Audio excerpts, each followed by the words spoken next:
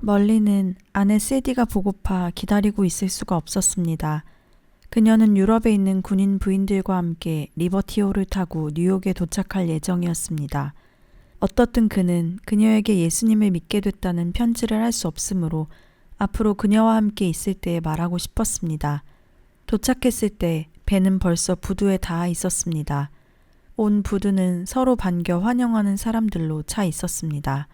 세디의 금발머리를 인파 속에서 찾아냈을 때 그의 가슴은 쿵쿵 뛰고 있었습니다. 세디는 바로 거기 있었습니다. 모든 것이 참으로 새로웠습니다. 처음 결혼했을 때보다도 이제 하나님 안에서 보는 결혼이 훨씬 더 귀하게 느껴졌습니다. 하나님께서 그가 예수님을 믿기 전부터 아내를 택하는 데까지 돌보고 계셨음을 생각하니 감격스러웠습니다. 멀리는 다시 세디의 손을 붙잡는 것이 기뻤습니다.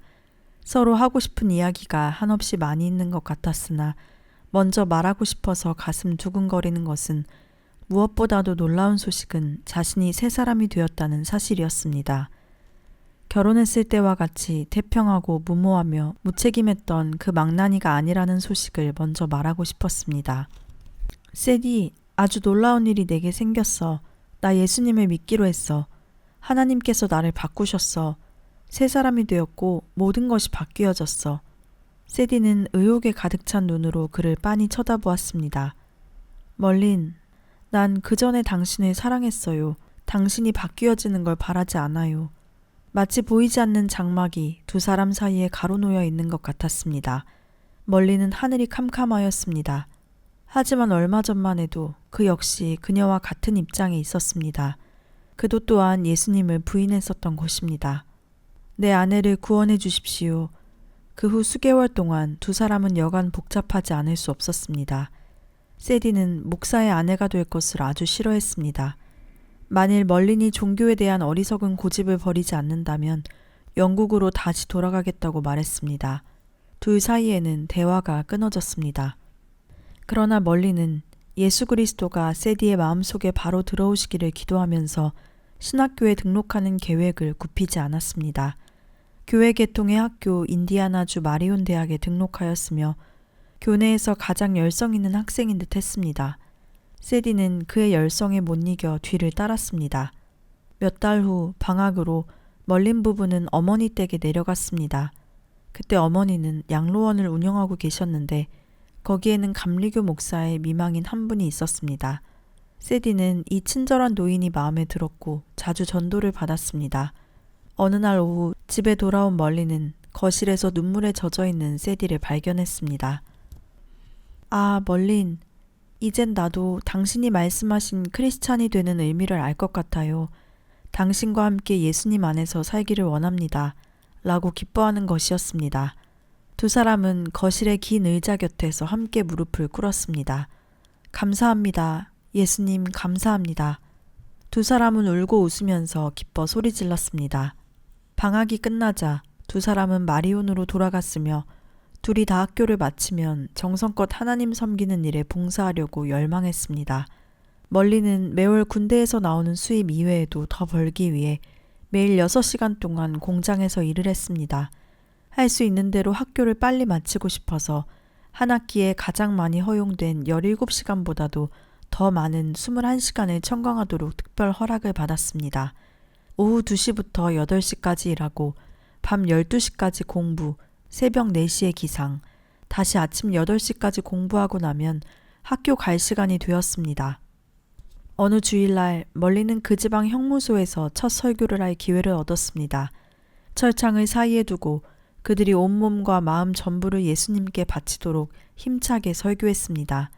죄수들은 매주에 무릎을 꿇고 그리스도께 진심으로 자기들의 과거를 슬퍼하며 눈물을 흘려 예수님을 믿기로 작정하곤 했습니다. 멀리는 구름 위에 두둥실 떠있는 기분으로 학교에 돌아왔습니다. 시간이 자유로운 토요일 밤은 마리온시 중앙에 있는 법원 밖의 계단에서 다른 학생들과 함께 예배를 드리곤 했습니다. 사람들은 앞으로 나와 예수님을 믿기로 작정했고 그들을 참 기쁘게 해주었습니다. 예배가 끝난 뒤에 거리를 오르내리며 사람들에게 전도를 하였습니다.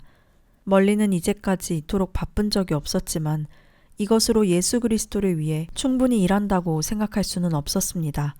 주님께서는 자신을 구원해 주셨으니 적어도 자신의 모든 시간을 주님께 바쳐야만 했었습니다. 서둘러 4년 과정을 2년 6개월에 끝마치고 켄터키주 윌모어에 있는 에즈버리 신학교에 등록했습니다. 하나님은 그에게 4개의 감리교회를 맡아볼 수 있도록 하셨습니다. 매주 예배를 인도하기 위해 약 400리의 순회 여행을 하였습니다. 이들 각 교회들은 그에게 일주일에 $5씩을 주었으며 이것으로 며칠간 잘 먹을 수 있었습니다.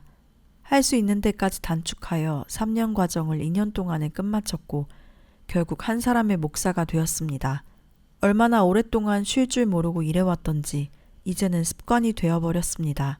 이것이 바로 하나님이 그에게 요구하신 뜻이었습니다. 멀리는 다시 인디아나주 클레이풀에 있는 감리교회에 부임하였고 처음으로 모든 시간을 교회事務에만 바칠 수 있었습니다.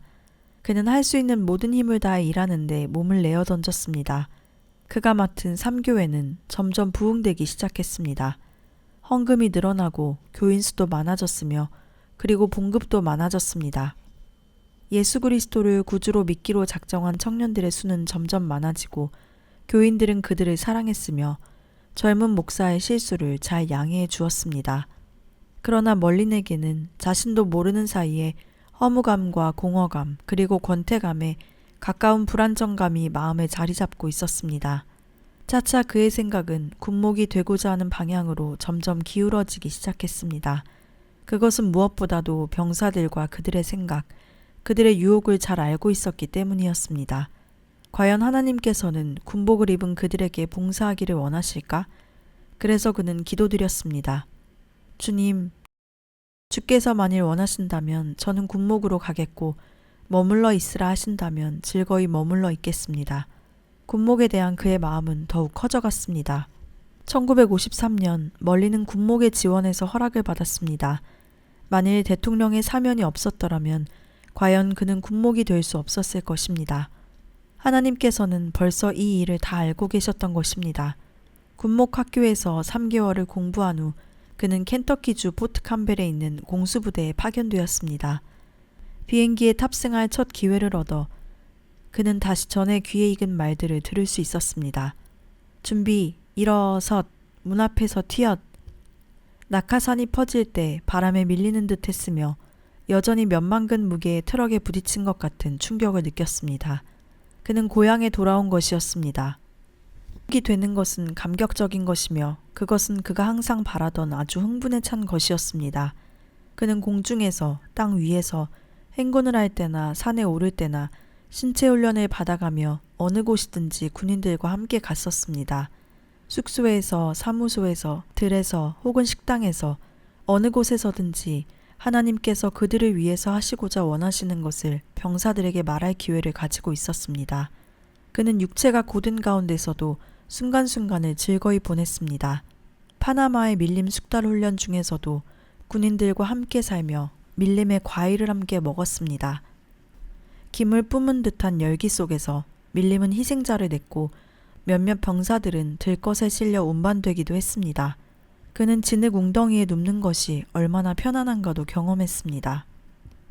포트 캠벨에서 그는 벌써부터 하고자 했던 비행사가 될 기회를 가졌습니다.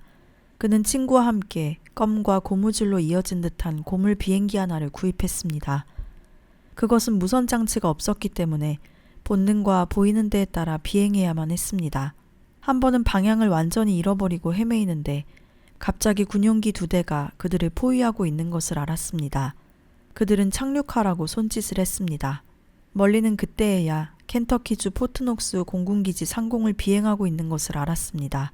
화가 치밀은 안전경찰은 격추당하지 않은 것이 다행이었다고 투덜거렸습니다. 얼마 후에 비행기는 친구가 운전 중에 고장이 나서 옥수수밭에 떨어져 부서짐으로 끝나고 말았습니다. 북캐롤라이나주 포트 블랙에 머무는 동안 멀리는 파리 공수사단과 함께 도미니카 공화국에 갔었는데 치안 유지를 위한 적은 전투에서 39명의 대원이 희생되었습니다. 다시 포트 블랙에 돌아온 후 그는 투하 훈련을 계속했으며 마침내 고참 낙하산 투병 표창을 받았습니다. 모든 것은 다 순조롭게 잘 되어 보였고 그의 생활은 만족스럽고 감동적이었으며 자신이 원하는 대로 하나님의 사업을 하고 있었습니다. 그런데 문제점은 자신의 힘만으로 일을 해왔던 것이었습니다. 그는 인정하고 싶지 않았지만 다른 사람에게 하나님의 사랑을 말할 때 흔히 너무 지나치게 긴장되곤 했습니다. 그들을 회개시키는 것이 바로 자신이 해야 할 일이라 생각하고 아주 열심히 힘껏 해보았습니다. 그러나 항상 깨달은 것은 지금까지 갈망해온 완전함에 이르고자 노력을 해도 저 수평선과 같이 멀리 떨어져 있을 뿐이었습니다. 멀린이 어렸을 때 어머니와 할머니께서 청결하고 거룩한 생활의 필요를 말씀하신 것을 들은 적이 있었습니다. 그들은 웨슬레교와 자유감리교인이었으며 참 신자의 마음에 오시는 성령의 역사를 자주 말씀하시곤 했습니다. 아무튼 멀린은 확실히 성령의 역사가 없었습니다. 그는 깊은 기도 생활에 관한 서적을 읽고 하나님의 능력에 대하여 다른 사람의 설교를 들으려 신자들의 야외 집회에 가본 적이 있었습니다. 자신에게는 그러한 능력을 찾아볼 수 없었으며 그는 필사적으로 그것을 사모하고 있었습니다. 그는 하나님께 쓰여지기를 바랐으며 어디를 보나 도움을 필요로 하는 사람은 많았지만 그에게는 그들이 원하는 도움을 전혀 가지고 있지를 못했습니다. 한 친구는 멀린에게 하나님의 능력을 받는 데 대하여 마음의 문을 여는 방법을 가르치는 동양 종교의 종파책을 주었습니다. 그 책에서 발을 받치고 마룻바닥에 누워서 조용하게 명상하는 것을 배웠습니다. 하나님의 성령께서 온몸 전신에 역사하시는 비밀의 단서를 알고 싶어서 심리현상, 최면술, 강신술 등 손이 닿는 대로 모든 것을 읽기 시작했습니다. 이 무렵 멀리는 한국에 갔었는데 거기서 우연한 사고로 오른쪽 안경알이 산산이 조각나 깨져버렸습니다. 그쪽 눈이 약 60%의 시력을 잃게 되고 각막이 상해서 다시 그 눈으로 볼 수 없다고 의사는 말했습니다. 하나님의 능력은 도대체 어디에 있는 것일까? 예수님은 세상에 계실 때 눈먼 자를 고치셨고 그가 하신 것보다 더 위대한 일들을 후에 오는 제자들이 할 것이라고 말씀하셨습니다. 멀리는 눈을 치료하려고 2번이나 서울에 갔었습니다. 진찰 결과 의사는 고칠 수 없다고 말했습니다. 구원의 하나님, 전능하신 조물주 하나님, 전쟁터에서 죽음을 앞에 둔 병사들에게 그가 설교했던 그 하나님을 병을 고칠 수 없는 하나님으로 받아들이기를 모든 지성은 거부하고 있었습니다. 그러나 해답의 열쇠는 어디에 있는지, 어떻게 해서 하나님의 능력이 인간에게 나타나셨는지 그는 알아야만 했습니다. 군의에게 보이려고 3번째로 서울에 가는 중 비행기에 앉아서 멀리는 마음속에 갑작스런 강한 걱정에 사로잡혀 있었습니다. 그것은 귀로 들을 수 있는 목소리는 아니었으나 명확히 들려왔었습니다. 너의 눈은 완치될 것이다. 그는 하나님께서 말씀하신 것을 알았습니다. 펜실베니아에서 그 주일날 밤에 하셨던 것 같이 명확하게 하나님은 말씀하신 것이었습니다. 서울에서 군의관은 고개를 저으며 말했습니다. 미안합니다. 우리들로서는 이 이상 더 할 길이 없군요. 실망보다는 오히려 그는 기운이 솟아올랐습니다. 하나님은 그에게 말씀하셨으며 그는 하나님을 의지했던 것입니다. 몇 개월 후 그는 갑자기 눈을 검사받으려 의사에게 가고 싶은 강한 충동을 받았습니다. 검사 후에 의사는 놀라는 것 같았습니다. 정말 이상한 일입니다. 목사님 눈은 아무렇지도 않은데요. 라고 의사는 말했습니다. 하나님께서 깨끗이 낫게 하여 주셨습니다. 그는 기뻐 견딜 수 없는 마음으로 더욱더 하나님의 능력을 경험할 수 있는 모든 방법을 탐구하기로 결심했습니다. 1963년 그는 본국에 돌아와 6개월 동안 군목학교에 있다가 1964년에 포트블랙에 부임하였습니다. 여기에서 그는 새로운 활기를 가지고 최면술 공부를 계속했으며 아터포드가 이끄는 영의 개척이란 운동에 가담했습니다. 그는 많은 목사들이 이 운동에 이끌렸다고 들었습니다. 멀리는 아터포드의 집에서 이성의 세계와 영의 활동 세계와는 아주 몇만 리나 떨어져 있는 것을 직접 보았습니다. 그는 완전히 매혹되어 버렸습니다. 그러나 그것은 성경에 기인한 것일까? 그의 마음에는 의심의 고통이 찌르는 듯 일고 있었습니다. 의심할 것 없이 영들은 사실상 있는 것이었습니다. 성경 말씀은 하나님의 성령 이외의 다른 영, 즉 하늘에 있는 악령들의 사악함에 대해서 말하고 있습니다. 성경 말씀은 이 영들을 우리의 원수, 즉 사탄의 권세라 하며 그 꼬임에 빠지지 않도록 모든 영을 시험하라고 경고하고 있습니다. 사탄은 성령의 활동을 아주 잘 모방하는 까닭입니다. 그러나 그로서는 돌이킬 수 없는 타락의 길로 이끌려가고 있는 것은 아니라고 생각했습니다. 왜냐하면 그 영들과 그 운동을 하는 사람들은 모두 다 그리스도를 매우 높이 칭찬하고 있었기 때문입니다. 그들은 확실히 예수님을 하나님의 아들로 인정했고 많은 이적을 행하신 신령한 지도자로 인정했습니다. 그들이 가르치는 것은 우리의 목표는 우리도 하나님의 아들들이니까 모든 일에 예수와 같이 되어야 할 것이라고 했습니다. 멀리는 이 문제에 대해서 약간의 지식이 있는 이들과 토론하려고 먼 길을 여행했고 최면술 책을 공부하며 박사들과 의논하고 국회 도서관에 참고를 부탁하는 편지를 보내기까지 했습니다. 왜 그런가 하면 인간인 자신이 다른 사람을 도우는 데 쓸 수 있다고 느꼈기 때문입니다. 그는 자신이 위험지대에 있다는 것을 모르고 있었습니다. 교묘하게도 확실히 그는 예수 그리스도를 자신과 꼭 같은 사람으로 보기 시작했습니다. 다시 말하면 충분히 열심으로 힘쓴다면 예수님과 같이 될 수 있다고 믿은 것입니다. 그는 사탄을 지나치게 얕보고 있었습니다. 그때는 그것을 몰랐었지만 최면술이란 이에 매혹된 자의 마음문을 열어 마귀에게 곧 충동을 받게 하는 매우 위험한 것이었습니다. 사탄이란 뿔난 악마인 양 상상하는 것에 그치고 마는 함정에 빠져들어가고 있었습니다. 확실히 사탄은 20세기의 영리한 사람들에게 강한 원수로서 위협하지 않았습니다. 루이스는 언제인가 말하기를 사탄의 가장 영민한 속임수는 세상 사람에게 그가 없는 것으로 확신시키는 것이라고 했습니다. 멀린의 마음의 변화는 매우 미묘했습니다. 그의 신앙은 자신도 모르게 손상됐고 심한 상처를 입고 있었습니다.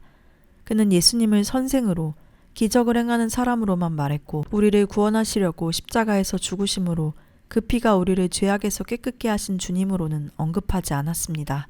하마터면 믿음의 종말이 될 뻔했습니다.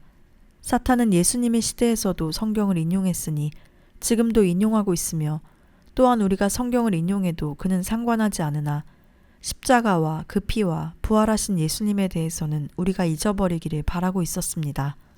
바울은 신앙생활의 비밀을 골로새서 1장 27절에서 말하고 있습니다.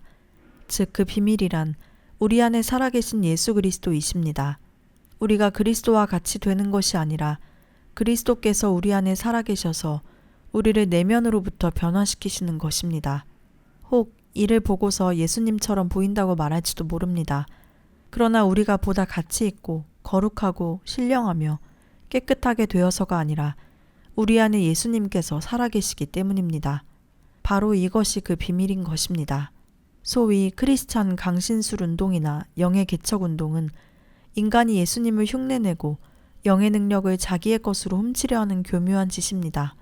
마치 타락한 천사 사탄이 그 자신 하나님과 같이 되려고 하다가 하나님께 쫓겨난 것처럼 인간도 같은 죄를 범하게 되는 위험한 것입니다. 구세주 그리스도가 없었더라면 그리고 십자가가 없었더라면 구원의 예정은 없었을 것이며 죄를 사함받을 기회도 없었을 것입니다. 또한 복음도 없었을 것입니다. 멀리는 사탄의 함정에 떨어져 가고 있었던 것입니다. 그렇지만 동기는 순수했었습니다. 진실로 인간의 고난과 육체의 병, 그리고 마음의 병에서 그들을 건지려고 하나님의 능력을 원했던 것입니다. 때때로 멀리는 포트브렉 근처에서 주마다 열리는 적은 기도회에 참석하곤 했었습니다. 어느 날 저녁에 기도회원 한 사람인 루트가 크게 감동한 것을 보았습니다. 멀리는 전에도 몇 번이나 루트를 주의해보고 그가 어떻게 해서 그렇게 큰 기쁨을 경험하게 되었는가를 물어보려고 생각했었습니다. 루트는 자신과는 달리 지금까지 확실히 몇 번밖에 경험하지 못했던 기쁨으로 항상 충만해 있는 것 같았습니다. 바로 그날 저녁 루트는 조용히 이야기했습니다. 저는 은혜를 매우 많이 받았기 때문에 소리를 내어 방언으로 기도드릴 뻔했습니다. 네? 무엇으로요? 멀리는 깜짝 놀랐습니다. 방언으로요. 루트는 상쾌한 어조로 말했습니다. 그는 소리를 낮추며 누가 자신을 보지는 않나 하고 주위를 살피며 말했습니다. 루트, 당신은 모임을 망쳐버릴 뻔했어요. 어떻게 된 일입니까? 루트는 소탈하게 웃었습니다. 저는 성령으로 세례를 받은 이후 계속하여 방언으로 기도드려 왔어요. 그게 무엇입니까? 멀리는 그러한 말을 들어본 일이 없었습니다. 루트는 그것이 오순절에 사도들이 가졌던 바와 꼭 같은 것이라고 차근차근히 설명했습니다. 저는 제 자신의 오순절을 경험한 거예요. 그는 빛나는 얼굴로 웃음 지었습니다. 당신은 침례교인이군요. 멀리는 자신도 모르는 사이에 놀라고 있었습니다. 네, 그래요. 그러나 하나님은 모든 교파에 다 역사하십니다. 멀리는 어떤 사람들이 교회 안에서 타락하여 그리스도를 믿는 신앙을 저버린다는 감정주의적 사상이 침투하고 있다는 소문을 들었습니다. 불행히도 멀리는 루트를 도와줄 사람이 있어야 할 것을 깨달았습니다. 멀리는 루트의 팔에 손을 얹고서 진지하게 말했습니다. 루트, 조심해요. 위험한 짓을 하고 있군. 루트는 웃으면서 손을 두드렸습니다. 고마워요. 멀린, 당신이 걱정하는 것을 감사하게 생각합니다. 며칠 후 루트는 멀린에게 전화로 말해왔습니다. 멀린, 모어헤드시에서 시외 야영이라는 단체의 수양회가 있는데 같이 가셨으면 하는데요. 그것은 될 수 있으면 참석치 않는 것이 좋을 것 같았습니다. 갈 수 없을 것이라는 뜻으로 그는 재치 있게 사정이 허락하면 가겠다고 말했습니다. 그 다음 주일에 또 한 실업인은 골프채를 가지고 오라고 말했고 롤리에 사는 부인은 만일 가기만 한다면 그의 모든 비용이 준비되었다면서 가기를 청했습니다. 또 어떤 사람은 그 이외에 친구 목사를 데리고 가면 그 경비까지도 준비되었다고 하면서 가기를 청했습니다. 그는 이러한 친절한 청탁을 물리칠 수가 없었습니다. 심령상 유익을 위해서 이러한 순수한 관심을 어떻게 억누를 수가 있겠습니까? 멀리는 고맙다고 하면서 거기 갈 것을 약속했습니다. 그리고 장로의 친구 목사를 찾아가서 같이 가도록 말하였습니다. 그는 망설였습니다. 그 관광 호텔에서 모든 비용을 지불한다더군. 가겠네. 가는 도중 딕이 말했습니다. 멀린, 뭐 하려고 우리가 이렇게 가는 거지? 나도 잘 모르겠어. 그러나 모든 게 무료이니까 우리는 즐기기나 하세. 호텔 대합실에서 멀리는 한 번도 보지 못한 사람들로부터 따뜻하고 열의에 넘치는 영접을 받고서 이 낯선 사람들은 도대체 무슨 사람들일까 하고 의아스럽게 생각했습니다. 예배는 지금까지 그들이 보아왔던 것과는 엉뚱하게 달랐습니다. 사람들은 참을 수 없는 기쁨을 가지고서 찬송을 부르며 손뼉을 치고 찬송을 부르는 동안 팔을 올리곤 하였습니다. 딜과 멀리는 이들에게서 아주 소외된 느낌이 들었으나 그 기쁨에서 무엇을 배울 수 있다는 것에는 동감이었습니다. 매우 세련되고 위험 있는 한 부인이 그들에게 와서 말을 묻곤 했습니다. 아직 아무것도 일어나지 않았나요? 네, 무슨 말씀이십니까? 알게 될 것입니다. 루트와 그 밖에 초청한 사람들은 특별한 능력을 가졌다는 어떤 부인에게 가서 개인적으로 이야기해 보도록 강권했습니다. 그들은 두 사람을 그 부인에게 데리고 갔으나 멀리는 곧 그 부인이 싫어졌습니다. 그는 마치 자신을 회개케 하려는 태도로 성경 말씀을 인용했습니다. 멀리는 성경 말씀을 인용하는 것을 싫어했으며 특히 여자에게서는 더욱 좋지 않았습니다. 그렇지만 그 친구들은 그에게 그 부인과 이야기할 것을 무척 강권했기 때문에 멀리는 결국 그들이 우리의 경비를 부담했으니 그들의 말을 들어주어야겠다고 생각했습니다. 참을성 있게 앉아서 하나님께서 그와 또 다른 이들에게 행하신 이야기를 들었습니다. 또 성령의 세례에 대한 많은 예를 말하였고 초대 그리스도인들은 대체로 성령의 세례를 받았다는 것을 성경을 인용하면서 말했습니다. 성령께서는 지금도 많은 사람들의 마음에서 그와 같은 일을 하고 계십니다. 예수 그리스도는 바로 오순절에 하셨던 바와 같이 주를 믿는 자들에게 성령의 세례를 주시고 있습니다. 멀리는 순간 흥분을 느꼈습니다. 정녕 나도 나의 오순절을 경험할 것인가? 불의 혀같이 갈라지는 것을 보고 질풍처럼 강한 바람 소리를 들으며 알지 못한 방언을 말할 수 있을 것인가? 부인은 말을 다 마치고서 우리를 주시한 후 부드럽게 말했습니다. 성령의 세례를 받기 위해서 같이 기도합시다. 예, 멀리는 순간적인 주저함도 없이 대답했습니다. 부인은 멀린의 머리에 손을 얹고서 부드럽게 기도했습니다. 멀리는 자신을 적중시킬 그것을 기다렸습니다. 그러나 아무것도 일어나지 않았습니다. 아무것도 느끼지 못했습니다. 계속해서 그 부인이 딕의 머리에 손을 얹고 기도했으며 기도를 끝마쳤을 때 멀리는 딕을 바라보았고 딕도 그를 바라보았습니다. 멀리는 딕도 또한 아무것도 느끼지 못했다는 것을 알 수 있었습니다. 그 부인은 웃는 표정으로 두 사람을 바라보았습니다. 아직 아무것도 느끼지 못했죠. 그렇죠? 네, 그렇습니다. 두 사람은 머리를 저었습니다. 이제 내가 당신들을 위하여 알아들을 수 없는 말로 기도드릴 텐데 당신들도 새로운 방언을 받을 것입니다. 부인은 멀린의 머리에 손을 얹었습니다. 그는 아무것도 느끼지 못했고 보지도 듣지도 못했습니다. 그 부인은 기도를 끝마치고서 이해하지 못하는 말이나 느낀 것이 있었던가를 물었습니다. 멀린은 잠깐 생각하는 중에 자신에게 아무 뜻도 없는 말이 마음속에 있었음을 깨달았습니다. 이 이상한 말들은 상상된 것뿐인 것으로서 그것을 확실히 느꼈다고 말했습니다. 만일 당신이 그 말을 큰 소리로 한다면 웃음거리가 될 것 같이 느껴지지요? 예, 확실히 그럴 것 같습니다. 그러면 당신은 그리스도를 위해서 즐거이 웃음거리가 되겠습니까? 이 말은 그의 신앙의 방향을 바꾸어 놓을 것 같았습니다. 물론 그리스도를 위한 것이라면 무엇이든지 하고자 했습니다. 그러나 그러한 무의미한 헛소리를 큰 소리로 말한다면 장래의 불행을 가져오지 않을지 두려웠습니다. 감리교 군목이 알아들을 수 없는 말로 기도를 했다고 모든 사람들이 서로 수군거릴 것이 생각됐습니다. 군대를 떠나야만 할 일이 일어날지도 몰랐습니다. 가만히 있자. 그러면 바로 이것이 예수님께서 내게 원하시는 것이란 말인가? 그는 갑자기 군인으로서 진급하는 따위는 아무것도 아닌 것처럼 생각되었습니다. 그래서 더듬거리며 마음에서 나오는 대로 큰 소리로 말하기 시작했습니다. 아직 아무것도 느끼지 못했고 예수님께서 성령의 세례를 주신 표식으로 내게 새로운 언어를 주셨다고 믿었습니다. 오순절 때의 제자들을 생각하면 마치 술 취한 사람 모양으로 행동했고 그들은 어떤 감동을 크게 받았던 것이 확실했습니다. 멀리는 딕을 보고서 그와 꼭 같은 경험을 가졌다는 것을 알았습니다. 딕도 아직 못한 말로 기도했고 그 기도의 유익됨을 믿었으나 아무런 감동의 반응도 나타나지 않고 있었습니다. 그 부인은 우리 마음을 환히 들여다보는 것처럼 이제 당신들의 경험은 실제로 믿는 믿음이지 감동의 기초를 둔 것이 아니에요 하고 일러주었습니다. 멀리는 깊은 생각 중에 어떤 이상한 감동은 없지만 실제로 나는 달라진 것이 아닌가? 놀라운 사실이 내게 일어나고 있지 않은가 했습니다.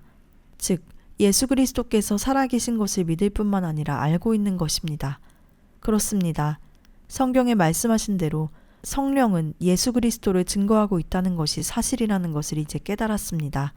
오순절을 경험한 제자들이 새롭게 권위를 갖게 된 원천은 바로 성령이었습니다.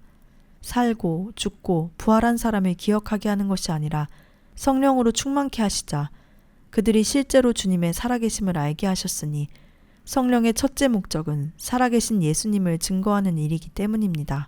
섬광과 같이 그는 지난 수년 동안 범해온 죄의 많음을 깨달았습니다. 자신뿐 아니라 수많은 목사와 평신도들도 십자가의 메시지와 그리스도께서 우리 신앙의 중심이 되시는 것을 아주 희미하게 해버린 것입니다. 자신의 죄가 얼마나 크다는 것을 깨달은 순간 하늘 영광에 빛나는 예수 그리스도를 구주로 바라보았습니다. 언제나 항상 가슴속 깊이 이미 알고 있던 주님을 새롭게 바라보자 자신을 괴롭혀온 모든 의심은 기쁨에 넘치는 확신의 물결에 깨끗이 씻어나가 버렸습니다. 영광이로다. 내가 다시는 예수님의 말씀하신 대로 나의 주님이 살아계심을 결코 의심할 수 없으리라. 다시는 주님을 다만 순수한 사람, 좋은 사람, 우리들이 본따야 할 인격자로 생각하는 어리석은 짓은 용납할 수 없으리라. 얼마나 놀라운 사실인가. 예수 그리스도는 우리 안에 살아계시며 그의 능력은 우리를 통하여 역사하시며 그는 포도나무요. 그의 생명은 우리 온 생명에 순환하고 있는 것입니다. 예수님을 떠나서는 아무것도 아니요. 우리 힘으로는 아무것도 할 수 없는 것입니다. 예수님 감사합니다. 일어서서 허리를 펴자마자 무엇이 자신을 때리는 것 같았습니다. 갑자기 멀리는 방 안에 있는 모든 사람에 대하여 따뜻하고 사랑스러운 감동으로 충만하여 넘쳐 흘렀습니다. 이것은 팀에게도 동시에 똑같이 일어났습니다. 멀리는 눈에서 눈물이 쏟아져 나오는 것을 보면서 말없이 함께 밖으로 나가 서로 사랑스럽게 껴안고 웃고 울었습니다. 조금 전까지만 해도 그렇게 싫어졌던 그 부인이 귀엽고 사랑스럽게 여겨지는 것을 깨달았습니다. 그 부인은 그리스도 안에서 누이였던 것입니다. 점심을 먹으려고 아래층에 내려가서 거기서 보는 모든 사람에게 넘치는 사랑을 느꼈습니다. 이제까지 이러한 것을 전혀 알지 못했었습니다. 그날 밤 딕과 멀리는 방에서 기도를 드리기 시작했습니다. 함께 기도드리려고 들어온 사람들로 방 안은 가득 차 버렸습니다. 그들이 기도할 때 다른 사람들도 성령으로 충만함을 받고 호텔은 기쁨의 함성으로 진동했습니다. 새벽 2시에 딕과 멀리는 잠자리에 누웠으나 너무 흥분되어 잠이 오지 않았습니다. 일어나서 좀 더 기도하세. 다시 2시간 동안 알고 있는 모든 사람들을 위해서 기도드리고 자신들에게 이러한 큰 은혜를 베풀어 주신 하나님을 찬양하고 찬양했습니다.